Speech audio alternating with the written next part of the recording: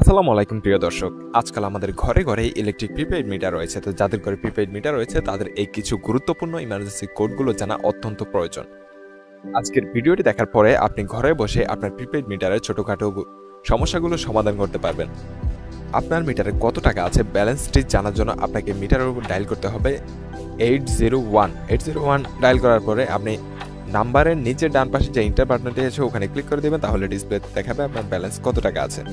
আর সর্বমোট ব্যবহৃত ইউনিট জানার জন্য আপনাকে ডায়াল করতে হবে 800 এবং মিটার নাম্বার দেখার জন্য আপনাদের যে 11 সংখ্যার একটি মিটার নাম্বার থাকে যেটা মিটার রিচার্জ করার জন্য প্রয়োজন হয়, সেই নাম্বারটি দেখার জন্য ডায়াল করতে হবে 804 ডায়াল করলে মিটার নাম্বারটি শো করবে।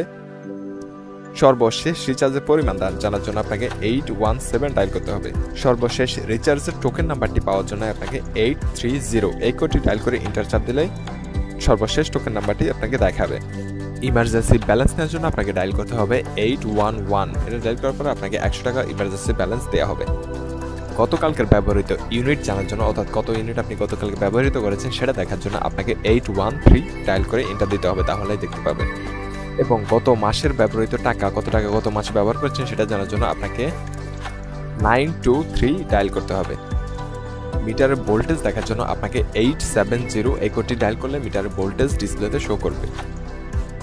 তো এই ছিল আজকে আমাদের ভিডিও। মিটারের কোডগুলোর মাধ্যমে যদি আপনি উপকৃত হয়ে থাকেন তাহলে ভিডিওতে অবশ্যই একটা লাইক দেবেন এবং পরবর্তী আপডেট ভিডিও পেতে আমাদের চ্যানেলটি সাবস্ক্রাইব করে রাখবেন।